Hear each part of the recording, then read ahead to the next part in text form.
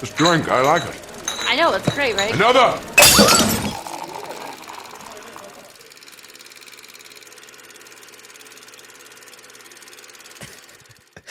What is going on, everybody? Welcome to a brand new episode of Film on Tap, where we've got the tap that never runs out. And as always, I am joined by my wonderful co-hosts, Nancy and Andres. But it's great to have Nancy back. How you feel? Yeah, much better. Who knew you could get COVID 3 times? My bad. Third time's a charm. That's what they say. 3 times. Oh, wow. Dang. She went for the hat trick and she made it happen. But we are happy to have you back on the show. You got your caramel ribbon crunch from Starbucks. Yeah. We're good to go there. Andres, how are you on this fine day? I'm doing well. I am enjoying my still suit water bottle that you got me, Tom. So thank you so much. But apart from that, recovering from the awesomeness that is Severance, the finale that happened on Friday. Everything's been going all good. Yeah, I can't complain myself. Nice. The weather's finally getting warmer, at least over here on the East Coast. So it's thank God. It's awful here because it'll be like 60 one day, and then the next day it's like 76. It's like, I'm sorry, is 60 low for you? 60 is low for us. Oh, yes. You poor baby. 60 but is the low. Discrepancy is so weird. That's what throws me off. We would kill for 60 degrees right now. We're happy if it's like 45. Right, but it doesn't go from like 45 to like 70 the next day. That's my point. Going from 60 to 70 it's not 76. It was 76 yesterday. That's delightful. No, it is. So I'm just saying, pick your lane, weather. I don't want to keep going from like 60 to 76. That's like sweater weather to like fucking shorts.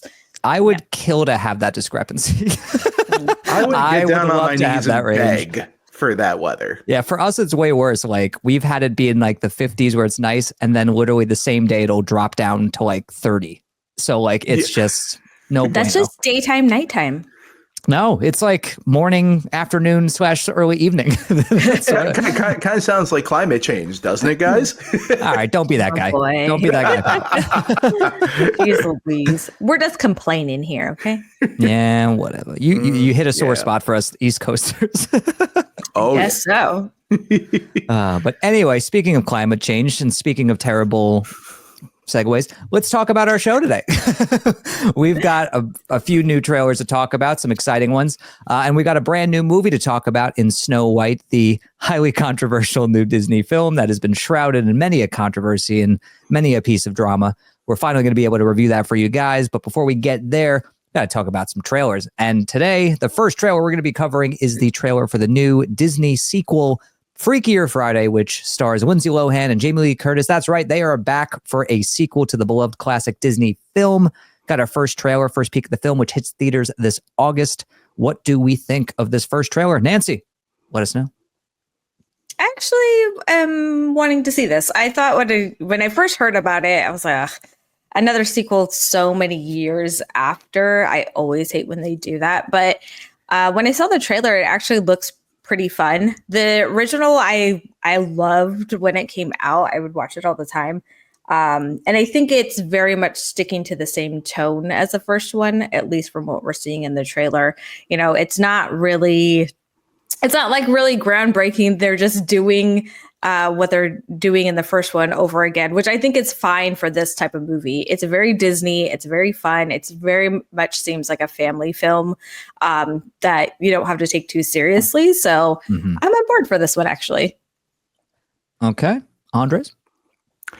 Yeah, so far from everything I've seen, it looks like it's going to be a good time. I mean, it's always great to see Jamie Lee Curtis come back, and then the other thing too, sort of as you know, it's almost in a weird way, it's almost good to see Lindsay Lohan again in terms of just how much she sort of cleaned up her life in terms of going through motherhood and doing all this stuff, and then like, you know, like back 20 years ago, like that was not even something that even, I mean, pop culture in general would even just consider in that point. But like, you know, it's nice to see someone recover like that. So overall, that is sort of like something that went like, you know what, that makes me more in a mood to go see this movie. But I will say, like, I do love the aspect of that they're still keeping the body switching in there. but I think it's a little interesting that they're doing it with grandparents and the grandkids as opposed to just getting Jamie Lee and Lindsay to sort of flip. By them adding a little more, it might be a little more interesting. But my only concern with that would be, is that going to sustain for a long run time? But overall, everything about the trailer so far seems like a lot of fun, and I'm going to be willing to go see it when it comes out. So yeah, no, it looks good. Hey, it worked in the third Jumanji movie, so. Oh yeah, that's right. Yeah. Body switching seems to be a huge craze now. It seems to be going around. But I liked the first movie. I honestly don't remember it all that much. It's been a long time since I've seen it.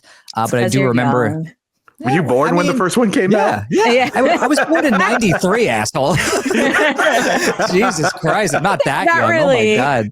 Not really. It came out in the early 2000s, didn't it? You would have been what, 7? That's not really the demographic. It's 7-year-old boys. I would assume. I wasn't 7 when this movie came out. How old are you? How young do you think I am? You said you're born in 93. You're 25, right? I was born in 93, and that movie came out, 2002, 2003, something like that? 2003, yeah. Yeah, so I was like 10. Oh, yeah. I was so far off. Those 3 years are crucial in a young man's development. Now I just want to see the body swapping movie between Tom and Nancy right now. Oh my God. You would have so much body pain, let me tell you. Oh my God. It'd be a riot. But anyway, back to the movie. I feel like this just kind of looks like a movie that should be on Disney Plus, if I'm being honest. Like, nothing about this really screams like need to see it in a theater, or that I see this one doing hugely successful in theaters. Like the fact that they never put Hocus Pocus 2 in theaters or the Enchanted sequel in theaters, like it just seems a little bit strange for me that they're putting this one in theaters. But it looks fine. Like, I think like Andre said, it's just great to see Lindsay Lohan looking happy and healthy. That made me really happy. Jamie Lee Curtis looks like she's having a blast again, and she's going for it. She doesn't look like she's phoning it in, which is great. And the whole body switching thing having to do with the whole family this time, that's a nice new added wrinkle, but it looks fine to me. Like, it doesn't exactly look like a must see, but it could be good. I don't know. That's about it. I think because it definitely, again, because you weren't growing up watching this All movie, right. I'm assuming, like I was. I think it makes sense why it's in theaters. It has very much the same tone as the first one. And the first one did, at least from what I remember, I think it did pretty well. Yeah, it did really well. So didn't to me, Enchanted do really well? Yeah, but but Enchanted did well as counter programming back in 2007. But the thing is that with this movie in particular, it's sort of signaling just Disney sort of outgrowth of premiering stuff on Disney Plus as a way to drive subscribers. Because honestly, Disenchanted and Hocus Pocus, they were made specifically so that they can debut on Disney Plus and drive up subscribers. But the problem was that really didn't do much. And they saw that, if you put it out in theaters, it would have actually made them more money in the long run. So this is sort of, I sort of see them doing the same exact thing with this, but instead of just dumping it on Disney Plus, they're giving it a stay in court in theaters. So that's at least some growth from Disney in terms. Well, how of dare they do that to slate. Hocus Pocus? How dare they do that to Hocus Pocus? That Just would have put it made back in the theaters. I think that would have done really well in theaters. That has a Absolutely. huge fan base. That's why I was shocked that they were just dropping it on Disney Plus. That would have done so well. Yeah. Well, you definitely know that by the time they release 3, that's going to be out in theaters. I hope so. They're But yeah, doing because a third one? they're definitely doing a third one. The second one was like a huge hit on Disney Plus. Shocker. a huge hit, but didn't get them any new subscribers. It was one of those things where it's funny. It's like it's the highest viewed thing on Disney Plus, but the problem is it didn't do exactly what we wanted it to do. It didn't get new subscribers. It's like, when you're no one's gonna subscribe to that just to watch one movie and be like, all right, you got me. I guess I'll subscribe. I mean, now. if anything, they'll do like the free trial and then cancel. That's probably what most people do. Like if there's just one thing they want to watch. Yeah. That's what I do. Yeah, there you go. An insight into Nancy's life, everybody. But yeah, I mean, Freakier Friday, it looks fine. It could be entertaining, but hopefully that does mean Disney puts more of these sequels in theaters. That'd be great. But speaking of sequels happening long after the original, we got our first trailer for Happy Gilmore 2, which is hitting Netflix this summer. And this is the long-awaited sequel to Happy Gilmore 2, the sequel to that classic comedy from Adam Sandler. A lot of the original cast is back. And I've short-circuited. Damn it. It happens at least once an episode. But anyway, a lot of the original cast is back for this one. This one's hitting Netflix. But, you know, obviously it's great to see Sandler just kind of like making whatever he wants at this point. But I'm very curious to see what you guys think of this one. You know, a lot of people have wanted a sequel for a long time, but now we're finally getting it. How are you feeling about this one? Andres, kick us off. Well, I know Happy Gilmore is one of those like indelible classics in terms of 90s comedies for sure. For me, I kind of watched it a little late in life. I was more of a Waterboy, Big Daddy, 51st Dates type of person myself. But I did get to see Happy Gilmore later on in life, and it's definitely still really, really damn funny. I prefer it more than Billy Madison, actually. Same. But it's one of those things where like you watch that movie and it works so well because it's a one and done, and the idea of it getting a sequel now kind of feels like, all right, Happy Madison, you're just kind of cranking out stuff now to just kind of get a viewership up, I guess, especially on Netflix. But having seen the trailer, I don't know. I feel like I could do without it, but also at the same time, you know, I'm not necessarily hating on it, but at the same time, it doesn't feel like a sequel that we were so riveted to get, or that we were begging for it. Like that first film stands alone on its own, and honestly, like the SpongeBob joke I thought was funny, but everything else, I'm just like, okay, well. You know, it's for me, it's not necessarily, it didn't give me a hook to come back and see that movie, but I'll be willing to watch the movie, and I prefer it that they don't spoil the movie with all the best jokes in the trailer and save some surprises for when it debuts on Netflix, unfortunately, and it's not going to go theatrical. I think this is one of those movies, had it gone theatrical, you would see a whole bunch of comedy fans going out of the woodwork to go see this movie. But you know, overall, it looks fine. I'll probably check it out, but is my expectations really high for it? And did I really feel that we really needed a Happy Gilmore sequel? Maybe not, but you know, we'll see how it goes. Okay, Nancy. Oops, almost forgot to unmute myself. Back to early COVID days. No, yeah, I'm a little bit more apprehensive about this one. Again, with Freakier Friday, right? It's very similar where you have a sequel coming out many years later, but with that movie, I feel like there's so much more potential. You can still be weird and wacky with it, and it doesn't quite lose what the original was. Whereas with this, I freaking love Happy Gilmore. I cannot tell you how many times I've seen that movie. Me and Eric used to quote it all the time. And whenever our cousins would come over, we'd throw it on. And so it feels very hard to top the original or get close to it. From the trailer, what I will say is what I appreciate is that Adam Sandler is not doing kind of a stereotype of his original character in Happy Gilmore. A lot of times when there's sequels, I feel like the character is done in a way where it just doesn't feel genuine. So it's, at least in the trailer, he seems more subdued, which I appreciate, right? Because you have Happy Gilmore, he's older, you know. I love that they throw in the fact that now all the golfers are hitting very far, which was his thing and how he got into the league to begin with. So now he has to adapt to, you know, now everyone does that. How are you going to make yourself stand out? How are you going to make yourself, you know, better in the league? So I like that aspect of it. I think just in general, I'm going to be apprehensive because, you know, the original is so good. So. Yeah, I'm definitely with you on that one, Nancy. I mean, that's my favorite Adam Sandler movie is Happy Gilmore. I grew up watching that one. That was a huge staple in my house. One of my favorite comedies ever. It just instantly quotable, and it just has such great replay value. And I feel like this teaser is definitely trying to bank on your nostalgia, especially with the music choice, a lot of the visuals, little callbacks, stuff like that, which is fine. You know, you want to, you know, grab the fans of the original and let them know this movie's hitting Netflix.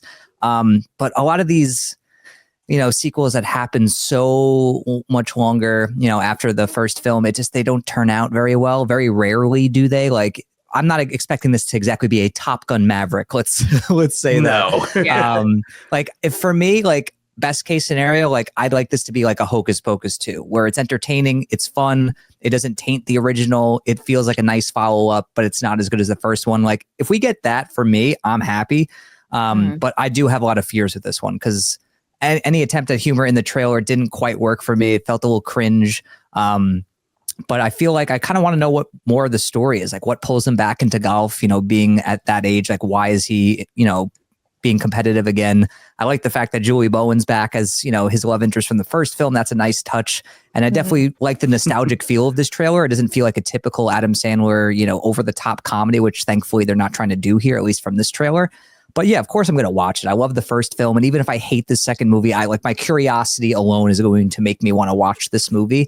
But I'm just hoping to at least have a good time with it. And I hope that I do. I mean, even just seeing Ben Stiller come back made me happy. Mr. Gilmore, I was like, oh my God, I'm going to lose it. But yeah, like it could be good, but I'm keeping my expectations really low. Yeah. Yeah. I do appreciate too when I think he's talking about going to his happy place and he's like, all right, well, I'm older. I got to make this a little bit more appropriate, I guess. But we don't see what it is, which I appreciate. So hopefully it's not too weird in the movie. I know. That's what I was thinking. I was like, it's probably something like very odd. Yeah, that'll be curious. That'll be a fun one to talk about. But yeah, I mean, I feel like all the trailers we're talking about this week, it's nothing original. It's either a sequel or a remake. And speaking of remakes, we got our first big trailer for Disney's live action adaptation of Lilo and Stitch. So this is another in their long line of live action adaptations. We got our first big trailer here showcasing the story and the visuals and whatnot. And yeah, let's talk about this one, folks. Let's start with you, Nancy. Are you a big fan of the original? Are you excited for this one?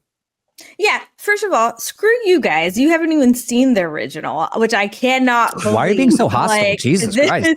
Because this is a movie you should have seen. I don't know how this got past you guys. It slipped through the cracks. What can I say? I can tell you exactly how it slipped past my cracks. Spider-Man was out at the time. All right. Phrasing. So you can only see one movie at a time per the year. Okay.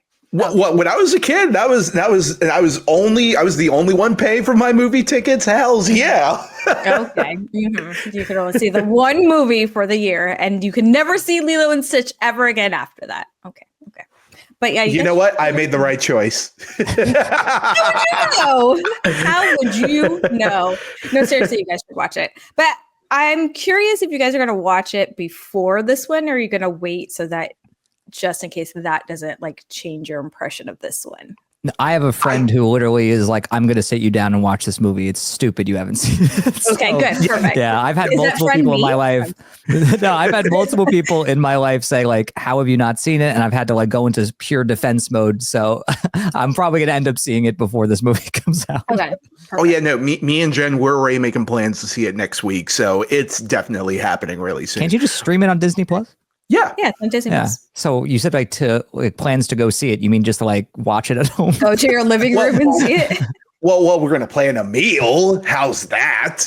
We're gonna do it up. You know what I mean? Sure. Okay. For Lilo and Stitch? Sure. Anyways, yeah, I'm actually excited for this. I have not liked, I don't think, any of the live action versions of these Disney movies. But this did you like the Jungle Book? Yeah, I liked it. Yeah. Okay, so there's one. Yeah, there's one. Yeah. There you go. We got one out of the plethora of movies that have come out. But this one actually looks good. To be honest, I haven't seen Lilo and Stitch in a while, so maybe I'm just not remembering correctly, but it does not seem like it's a frame for frame copy of the original, which I really like.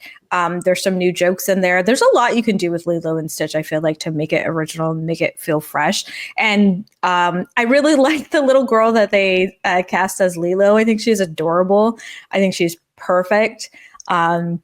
And everyone else in the movie seems great. So I'm actually looking forward to this. I am shocked I'm looking forward to this.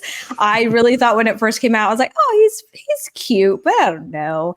And then once I saw the trailer, I was like, okay, this could be their chance to redeem themselves and not do a shot for shot copy of the original. So let's see how it goes. Okay. Andres, my brother in arms with not having seen the first one. What do you think of this trailer? So far from what I think of this Lilo and Stitch trailer, having not seen the original just yet, but I will say right off the bat, this movie is kind of clearing up something that I had a problem with in terms of How You Train Your Dragon's adaptation of Toothless, where it kind of looks like they took the animated version and just kind of like not really change the design or much of that for the live action version. Whereas for this, they still, from everything I've seen so far, they've still adapted what Stitch looked like in that animated movie, but made him work more for this live action interpretation. So the whole movie is riding on Stitch looking great. And I think so far they're on an okay path with Stitch. However, my one worry is it going to be a carbon copy? Because truthfully, I have not seen it yet. But also on top of that, like there's been like when you watch the new trailer, there's been like side-by-side comparisons between the original movie and between this. And it kind of looks like it's almost a 1-to-1 at certain points. So who knows if it's a beat for beat remake or if it's literally a frame for frame remake. But overall, I think Stitch looks great. I think the humor is on point. I think my one concern is, I know you're going to hate me for this one, Nancy, but the child actress that they got to play How Lilo, dare you? I don't know. There's certain points where it kind of looks like she's reading it line by line off camera somewhere, which, again, that's the really difficult thing about child actors. And that's why when you get a great child actor, they're few and far in between. But this one, I don't know, it looks a little shaky, if I'm to be honest with you. But overall, I'm she's adorable. How dare you? Oh, no. Uh-oh. She's so cute. She is cute, but... Lilo's a badass too in the film. You just gotta see. Also, I gotta say I won't ruin it for you guys, but there's a scene where she does. It mentions it in this trailer where she gets in trouble at like class or something. Mm-hmm. And I just really, really hope they keep that scene in there where she gets in trouble because it's freaking hilarious. So look for that when you watch the original. Gotcha. So this trailer, it looks fine. Like, I don't know. It's just like, look, I've never seen the like original movie like we've talked about already. So it's like, I don't have any emotional investment in this. I mean, I'm kind of glad I don't, just because like all the other remakes that have happened, like I love the original movie and I'm just thinking to myself, why are we making this live action? It just feels like a cash grab kind of situation. So it's nice to not have that feeling. But that being said, like it just looks okay to me, like it looks like a fine family movie. Stitch looks pretty cute, even though like it seems like he's a little mean spirited. If I'm being honest, I'm just like, this seems a little like edgy for kids, like just you wait, Tom. I was just like him just like tossing a CD and like causing a car accident. I'm like, this is a kids movie. I was like, oh my god. I was like, all right. But the dark side of me kind of just like likes that he's just like mischievous and that like he's just like a little brat. I kind of like it. But it looks fine. Like I think the young actress, she looks cute, and I feel like she'll be fun to watch. And the dynamic of like her and is it like her sister in the trailer? It's her older sister. Like that like trio dynamic seems like it could be fun. The casting seems really cool. It's great to see Billy Magnussen pop up. I mean, that guy's just great in everything. So it's always great to see him play like a goofy character. And it looks like it could be a fine time. But I will say what Andres was saying with it being kind of like a beat for beat. Like I actually just out of curiosity watched the trailer for the original movie and like legitimately like the framing, the lines, just everything is almost exactly the same. Where it just like kind of makes me... I must not remember the original. Where like legitimately like the way they even open the original trailer is like the same way they open this one. It's like the same lines, the same character looks, the same like shot composition. I was like, Jesus, they're just like copying and pasting at this point, which has me a little bit worried. Like doing just beat for beat, line for line. Like there's no fun in that. Be a little bit different. Do something different to make it worth it to see this in live action. Things that bother me. with these live action adaptations, especially with what I've seen from the How to Train Your Dragon one. It's like, if we're just going to make the same exact movie in live action, it's just not going to be as good. It's not going to feel as fresh. It's not going to feel worthwhile. So show me something new. That's the main issue I have with that. And also what I'm seeing here from what I've seen of the original trailer and this one. That's why I'm wondering if you guys should just watch this one without seeing the original first, because I feel like that's gonna I feel like people in my personal life will not let that happen. that is also fair. Yeah, like at this point, like pitchforks are being made. Like it's getting intense. Well, at least watch it then, and where you have enough of a gap between when you watch the original. And then that's why I feel like I'll probably watch it sooner rather than later, just so that by the time it comes out, I think in May, I think it's coming out or something like that. Comes out Memorial Day weekend. Yeah, that hopefully I won't be thinking about the original as much. Yeah. No, but even so, even for myself, it feels like I'm detached enough from that original movie to where I can watch both movies objectively and really see the value in both of them. And there is that really interesting question of like, how much does nostalgia play into how much you enjoy a movie or how much you enjoy a older movie as opposed to a remake. And I think this might be an interesting case study where we just watch it for its own thing. But I will say I did get a little feeling inside my heart when I hear Hawaiian Roller Coaster Ride, because I've heard that song so many times all over the place. And it's one of those, it's like, yeah, it's a really cute song. All right. Well, speaking of remakes, ladies and gentlemen, the time has come. It's time to talk about Snow White. We have been long dreading this movie. If you've been following the show for a while, anytime we've had to talk about this remake of Snow White, we have not really been kind, to give an understatement.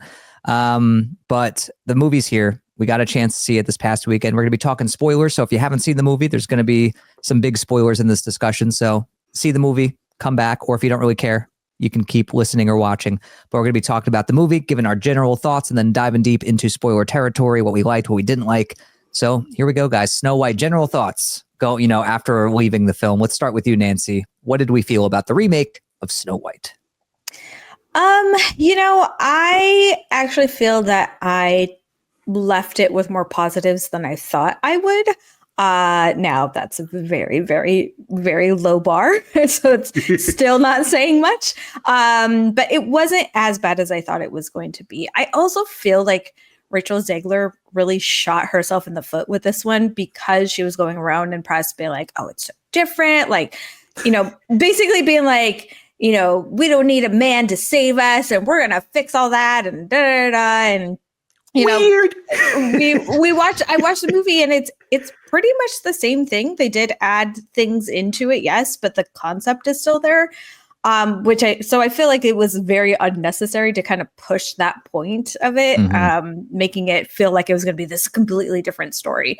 I do think it's also smart that they made a live action movie of, one of the first original animated Disney movies, because those movies are so short. If you look at the original ones that came out, they're only around like an hour long. So that really gives you room to add things, make it better. And I appreciated that they actually had a lot of songs. This is much more of a musical than I thought it would be. And I actually enjoyed some of the songs. I love that the dwarves at the Hi-Ho song, which everyone knows, they elaborated on it. I feel like they made it better. I really like that. I love how they handled Dopey's character. Thank God. I was so nervous about that. I was like, this could go very, very wrong. So I appreciate how they handled his character as well. That being said, it feels like Rachel Zegler was like carrying this movie for everyone. I feel like everyone else's acting wasn't that great. Gal Gadot, good Lord, I don't know what she was doing. That didn't take long. That did not take long. I was waiting. I was like, is she just going to go right into it? She is. So, yeah. Thank you, Nancy. Yeah. Oh, it was. Yeah. Oh, man. There were choices made. Which choices is a strong word. Yeah. We'll get into more detail there. So that it really, really hindered the movie. Oh my God. And actually, when I first watched it, I was like, okay, you know what? This isn't going so bad. And then the dwarves came in. I was like, oh no, okay. This took it down a notch for me. And there's one thing that really pissed me off about that, which we'll get into later. But yeah, that kind of threw everything off. And I know it's such a nitpicky thing, but the costume design in this movie was fucking atrocious. It was all over the place, and it brings you out of the story from what it really could have been. And I was like, I know it's such a nitpicky thing, but it kept taking me out of the movie, and it was bad. It was bad. It wasn't good. So overall, this movie was fine. Unfortunately, I also think it's too musical, too slow for little ones. And not, I don't know. The audience here is not going to be consistent, I guess is the best way I could say it. There were some kids in my theater who were around, I want to say 10, between like 7 or 10. And I could hear them on the sides. One of them was like, when is this over? The other one was like, she's like, another song. One of them was like, another song. It's so boring. And the mom's like, shh. It's almost over. It's like that Joker 2 scene. Please stop singing. Yeah, I was going to bring that up too. Yeah. So, I think it could have been a fun kids movie, but unfortunately, because of the music and how much it was in there, I think it's not going to hold younger kids' attention, and that really is what the audience they should have been like pulling for. But yeah, overall, again, it wasn't as bad as I thought it was, but definitely some glaring issues in the movie. All right, Andres, hit us with it. All right. None of us were really looking forward to this movie, and we can be honest about that, myself included. Not necessarily because I was rooting for the movie to fail or because of, all the internet buzz that's out there about, why they cast a Latina to be Snow White or any of that stuff whatsoever. So I just want to get that out of the way. Also, can I note on that, because we have two Latino people here. If you're going to cast a Latina as Snow White, make sure one of her parents are also Latina, or something. They were both clearly white. Come on. Yeah. Sure, she could be adopted. In this movie, she wasn't. Let's clean that up, Hollywood. Okay. Yeah. Yeah. Let's at least have a little consistency here and there. Yeah. So I just want to go in and just say that I wasn't expecting this to fail or anything like that, or I was expecting for it to be bad. With all the word of mouth from the critics over in the screenings where they were like, oh, it's actually a pleasant surprise. And it's like, really? Okay, well, let's see. I will say a couple of positives so far. If you're wanting to see a reinvention of Snow White that is relatively still faithful to the adaptation, more so than Snow White and the Huntsman or even Mirror to a certain extent, this is the Snow White that we all grew up with and we want to see. However, there's certain things that keep it from being good.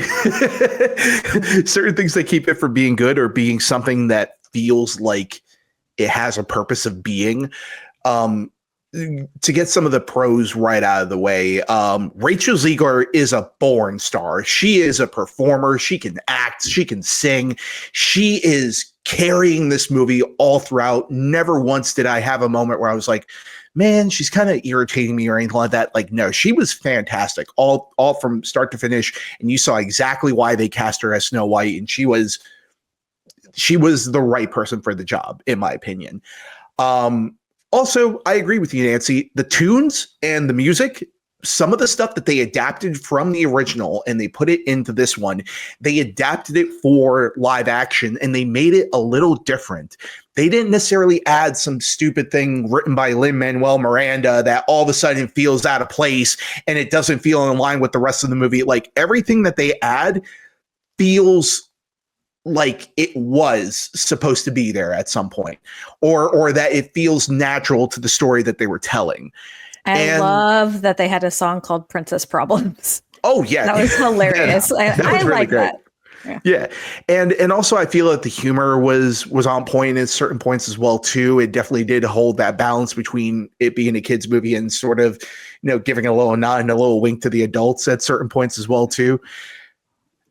However, that's kind of where my pros really stop, because everything else around the movie, going from the rest of the supporting cast, the direction from Mark Webb, I mean, the inconsistent pacing and just the choppy editing at points, and some of the CG, and then some of the set design as well. It feels like a movie that lacks the heart of the original in every capacity, and only feels like it's trying to replicate it, to the point where it feels like it just has no soul and no purpose of being whatsoever.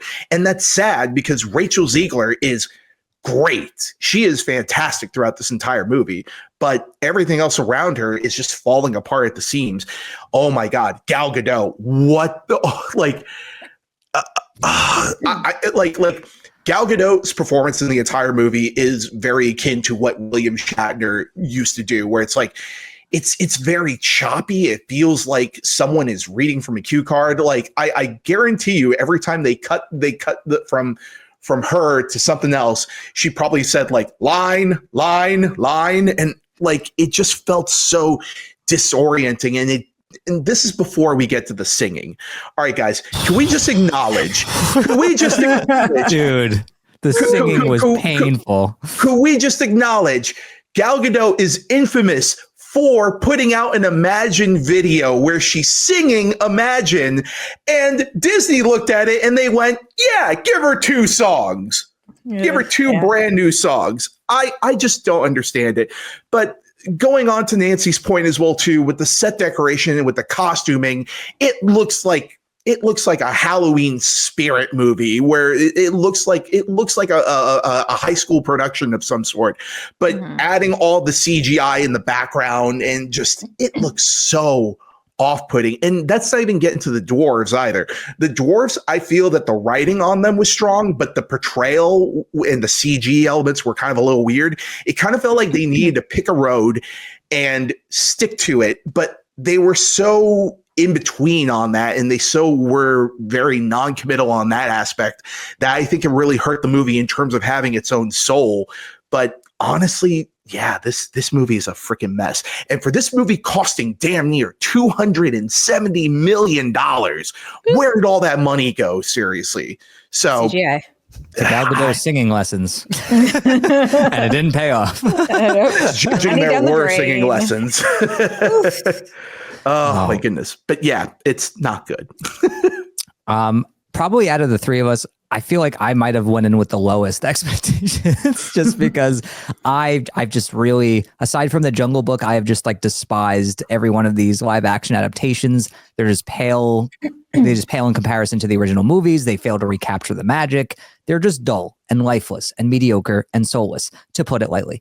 And for this one, I just wasn't expecting much. But you know what? I will say it's not nearly the train wreck that I think many of us, including myself, thought it was going to be. I think it does have some redeeming qualities, like you guys touched on. I think Rachel Zegler is fantastic in the movie. She's the thing that keeps it watchable for me. She keeps it afloat, especially when it starts to go off the rail. She's always watchable and entertaining. She's really confident on screen. She just has it down. Like, she has that Disney princess quality effortlessly.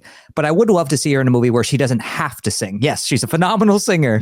But I think as I was watching it, I was like, no, I really like her as an actress. I really want to see her in a movie where she doesn't have to at some point sing something. So, but I really loved her in the movie. I enjoyed what Mark Webb did direction-wise. I actually thought that was a surprising part of the movie for me. I actually thought he added some energy, especially to some of those musical sequences, like stuff with the dwarves, stuff with, stuff taking place in town or with Snow White. Like, there was a nice little flair there, which I wasn't expecting. I was happy to see that. It didn't feel like phoned in direction for me. So that was a nice welcome surprise, because a lot of these live action remakes, they just feel like it's like, whatever, we know what the shot's supposed to look like from the original movie. Let's just do that, call it a day. So it was nice to see a little visual pop, at least for me. Some of the new musical numbers, they actually did work well within the context of the story. They didn't bother me too much. There are some times, though, where I do feel like this movie feels like too much of a musical, where it just feels like maybe there's a couple sentences before they start breaking out into song. Like, it's kind of ridiculous sometimes. But in terms of the story, I don't really feel like it reinvents the wheel or does anything, excitingly different. The dwarves, they're fucking nightmare fuel. I'm sorry. It's just like, they never work for me. And they completely took me out of the movie as soon as they appeared on screen. And look, I would have loved what they did with Dopey if I actually cared about the character. Just the look took me out every single time. It's just like I can't connect with something that looks so uncanny and looks so unrealistic, especially compared to like the surrounding environments around them or who they're interacting with. None of the dwarves worked for me. It just completely took me out of the movie. And I really wish they just went a different route with the designs of those characters or casting wise, whatever it happens to be. It's just a shame. And then I also think the love story sucks in this movie. I feel like none of us have touched on that. Oh yeah, I forgot about it. Yeah, exactly. Yeah. That's the problem. You completely forget about there is a love story in this movie. It feels forced. It feels rushed. There's like no chemistry between Zegler and this actor who plays Jonathan. And that whole storyline with him and the thieves and all that, whatever, like it doesn't really do much for me. And overall, I just think, again, I just think it's another forgettable, mediocre, soulless movie that just doesn't capture the magic of the original movie. And it just continues in this line of just really lackluster adaptations. And yeah, Gal Gadot is awful. I mean, you guys have said it. I don't think I need to reiterate it too much, but yeah, she delivers a painfully bad performance in this movie. She might look the part, but she cannot perform it. And it's a shame because she has a lot of screen time. And whenever she's there, it's just distractingly bad. And yeah, so. Oh, yeah. But yeah, those are my thoughts. Yeah. So I definitely want to touch on the dwarves a little bit more, going into spoilers now.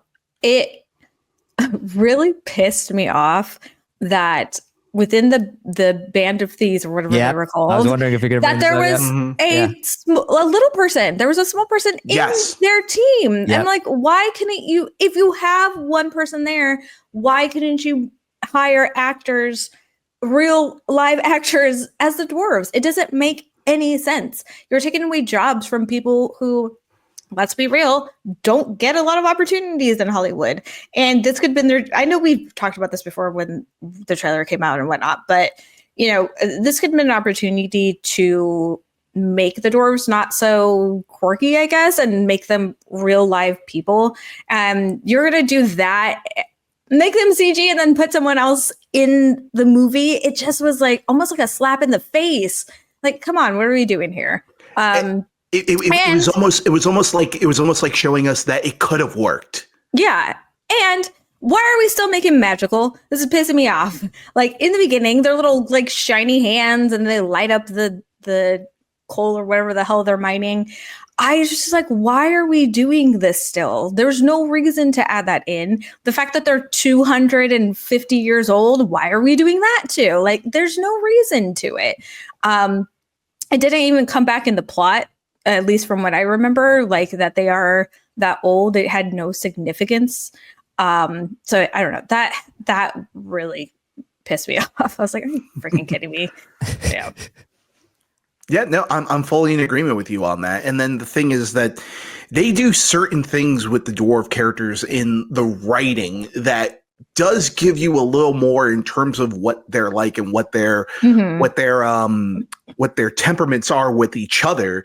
That was very interesting. Like Dopey, like rewatching Snow White over this past weekend, like the whole thing where Dopey is basically just kind of cascaded for being who he is, even amongst his brothers. I'm not sure if they're brothers or not, but I don't think so. Yeah. Okay. So even amongst his peers, it kind of felt like, that was a really great way to sort of to sort of wrap Snow White in there as well.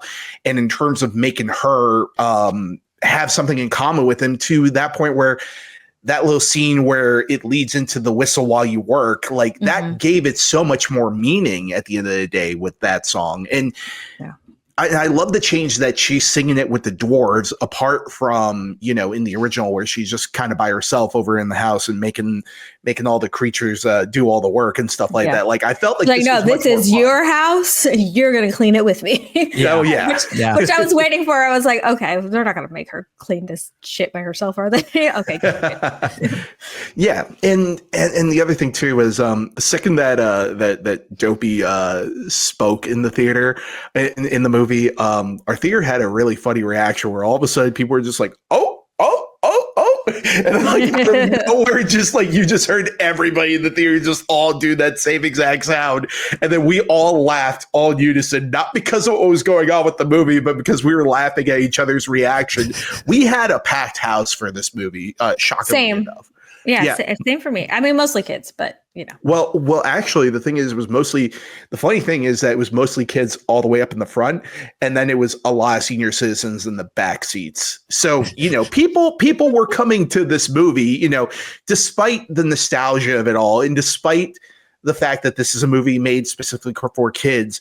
Like, Snow White does mean something to an entire generations of people, despite whatever form it comes in. So honestly, I thought it was great that the theater was semi-packed for it. But I mean, in terms of the box office, I mean, I'm not sure what the final numbers are, but I think it kind of trailed off after the first day. Okay, I'm sure the numbers are actually out now. Hold on, Snow White 2025. Hold on, we'll do this live, everybody. We're doing it. Okay, we're doing it. Oh, Snow White opens with a sleepy $43 million. Sleepy. Ooh. See what you did there. For a $270 million that's budget. not good. Yeah. You got to start trimming back your budgets, Disney. and only globally launched with 87.3. That's not good. No. Damn.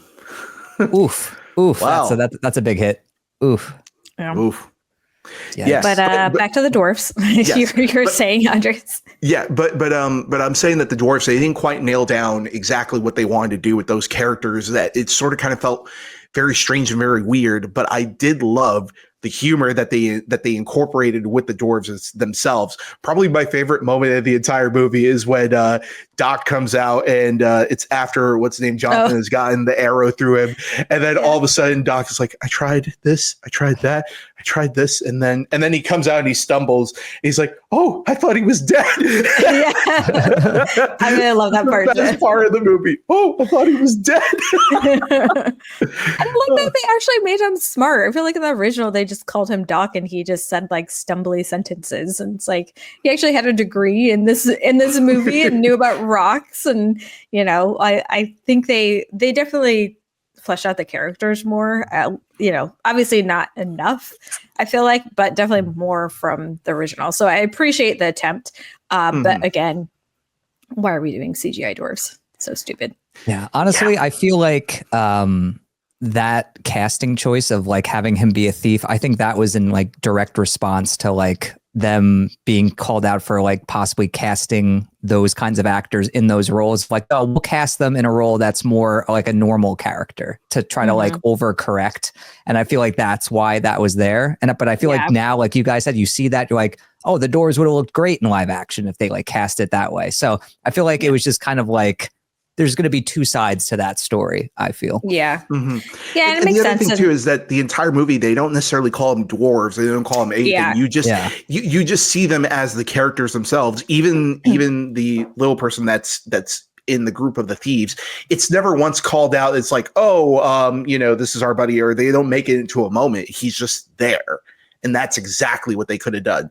But the one thing that I do love that they added with him was that he was the crossbow master. So that was great. Yeah, I like that I got like the final like arrow to like the queen or whatever. I was like, that's a sweet moment. Yeah. Yeah. But yeah, dwarves, they're not great in this movie. Yeah, they're not great. Not great at all. Yeah, I mean, not great. I mean, just like for me, it all felt very just like blah. Like that was the main takeaway. Like I walked away from it. I was like, look, I'm glad it's over. I'm glad I never have to watch this movie again. And it's just a shame that like this has happened with a lot of these Disney live action remakes where it's just like I walk away, I'm like, why did we do that? Like, why did we make this movie? It just seems unnecessary. And also it's just like all these movies, these live action adaptations, like Andre said, have these huge budgets. But then you're watching the movie, you're like, then why does so much of it not look great? Like where is this money going? Why does this movie not look as pristine as it should given that budget? That also really bothers me. So I don't know. We'll see. I mean, look, this freight train of live action adaptations isn't stopping anytime soon. I mean, Snow White might put a little hitch in that plan, but we still got Lilo and Stitch coming out. I'm sure there's others coming down the pipe. Moana. Yeah, Moana. Moana. Yeah. Oh God. That just came out. I think that's what irks me is like the one just came out. We don't need a live action for it. I guarantee they're going to do Frozen. They're 100% going to do Frozen. There's no way. There's no way they're not going to do it. Because I feel like the point of these is to bring the movies to a new generation in a style that kids are more attuned to these days. So it doesn't make sense to me to do one that's, very, that just came out. It doesn't make any sense. And to pour all these big budgets into them and it looks like crap, it's just awful. Like, I don't know why. First of all, you don't even need that big of a budget to make a good live action adaptation. One of the best live action adaptations of a Disney movie I've ever seen is Brandy and Whitney Houston's Cinderella. Like, that movie is so freaking good. You have diversity. You have original songs that are banging. You have great costume design. Like, they did it once. Why can't just keep doing that? Now it's just a shit show. It's awful. Yeah, and also even going on with that as well, the Cinderella remake I think is probably the best live action remake that they've done. I mean, barring from Jungle Book in particular, but I think what they did with that movie in particular was that they adapted it. They took the elements that worked from the original and then they kind of brought it back or repurposed it that would work in a live action capacity. And then also everyone in the cast is great. And then you also have a director that knows what he's doing in Kenneth Branagh. And then it just kind of feels like with all these other movies, I mean, less so Jungle Book, but more so with all the other adaptations that have come out where it just kind of feels like, yeah, let's just get somebody who's just going to do the job, for lack of a better word. But yeah, it just pains me because now it's going to be one of those things where this is going to bring all the live action adaptations. All they do is they just bring more attention to the original. And, if people hate the new ones, then they just go, oh, the original is back over at home. It's on Disney Plus. We can just watch it at home. And there you go. And I kind of feel like that's kind of a backwards way of really, really heading about with these live action adaptations more than anything else. But, it is what it is. I think the thing that just bothers me the most is that I feel like Disney forgets that, like, when these movies came out, they were original movies that they made. And I feel like they forget that they can come up with original ideas that could be huge hits, like Moana and like Frozen. Like, those were original movies that were gigantic successes. So it makes me frustrated to see them take less of a gamble on original movies to have new franchises, to have new IP that they could, be successful with. So, like, to see them just copy and paste all their, beloved classic is just so lazy. And it makes me furious because I see a movie like Pixar's Elio, which is coming out, which frankly looks delightful and is an original movie. And I was like, yes, that's what I want more of, is original Disney, not copy and paste Disney. So just like, I feel like they forget to realize, like, yeah, we made all these original movies. We should maybe try to do that again so that we have more IP that is successful. I don't know. It just bothers me. Yeah. I mean, and then that's where it really comes down to it, where it's like, would I rather, if Disney gave me a choice of between two things, if I wanted to see a live action adaptation of the first Moana movie, or do I want to see a third Moana movie? I want to see a third from that front, because it's one of those things where it's like, oh, you have to use the IP in some way, shape, or form. I think you get more out of a brand new story as opposed to just retreading a movie that we've already seen before, but just incorporating live action characters. I mean, probably the only thing I'm really looking forward to even seeing in the new Moana live action movie is what the hell is Dwayne Johnson going to look like as Maui? But even though we've seen some paparazzi pics and stuff like that from afar, you kind of want to see what that looks like in motion more than anything else. But who knows if that'll sustain for 2 hours. Yeah. He just does like an elbow drop, frog splash onto his name was John Cena. Oh, God. But anyways, if we were to give this one a rating out of 5 pints, what would we give Snow White? I think we can go 2.5. It wasn't as bad as I thought it was. That was kind of boring. Yeah, I'll go 2.5. 2.5 pints. 2.5, Andres?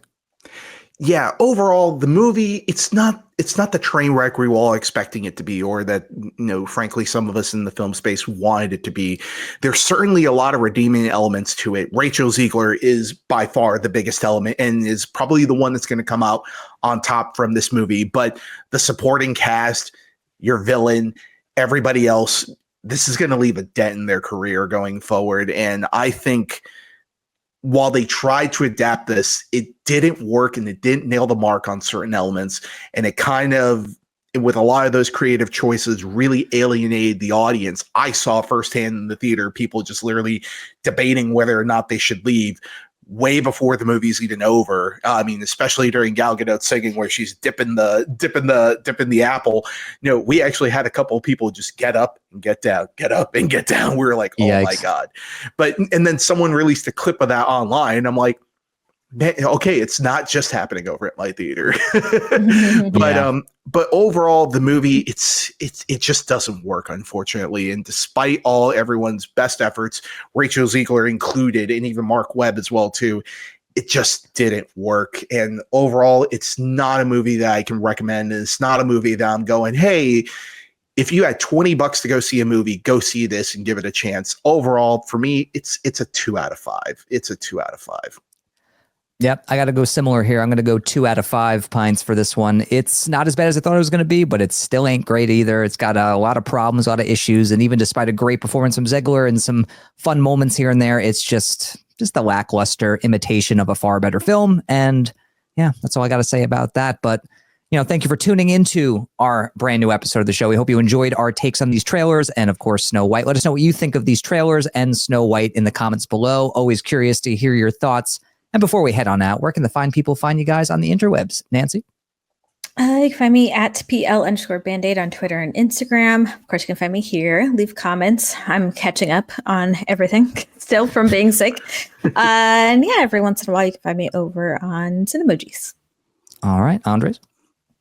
You can find me on Twitter and Instagram as Galagos. You can also find me at twitch.tv as Galagos209. You can also find me on the High Voltage Media YouTube channel.